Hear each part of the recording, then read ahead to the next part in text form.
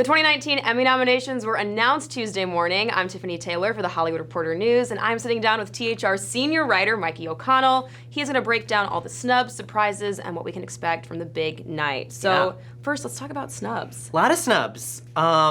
Big year for Academy Award winners not getting Emmy nominations. It used to be a total lock. You had an Oscar winner and a TV show. It was just like, it was a guaranteed nomination or win. And we saw Julia Roberts get totally shut out for Homecoming on Amazon. Big surprise for everyone. What happened to the fish? I got rid of them. And also Emma Stone for Maniac, which was this like big prestige limited series that Cary Fukunaga put together, and it just didn't work. What would you say this trial is showing you about yourself? Is this therapy now? It's not therapy. Also, Jim Carrey, not an Oscar winner, but a huge film star, finally comes to television, back to television, and no nomination there for Kidding. Jeff, you're having a breakdown. I'm having a breakthrough.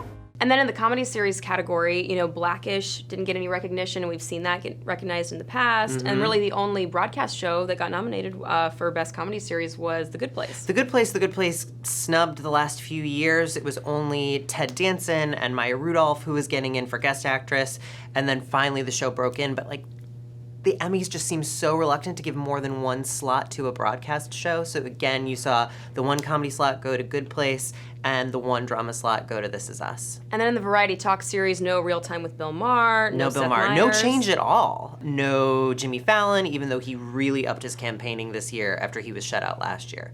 But yeah, it's the usual suspects in Variety Talk.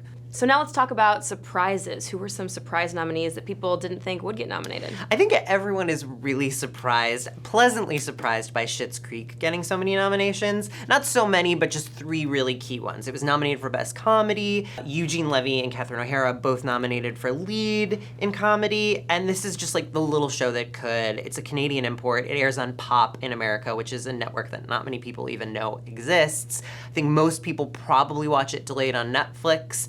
But yeah, a real treat and a real surprise because those are like 2 comedy heavy hitters that have been collaborating for decades and people just love them. So that was definitely a pleasant surprise. Whoa. What are you doing? Well, what are you doing? And now going into the show, do you have any big predictions of what we think might happen? I think that Game of Thrones winning Best Drama is a foregone conclusion.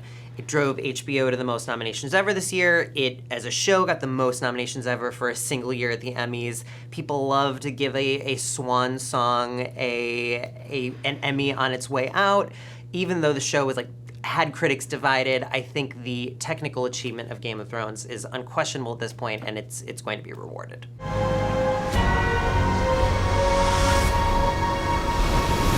All right, Mikey, thank you so much for sitting down with me and breaking down all the snubs and surprises. And for the full list of nominees, you can go to THR.com.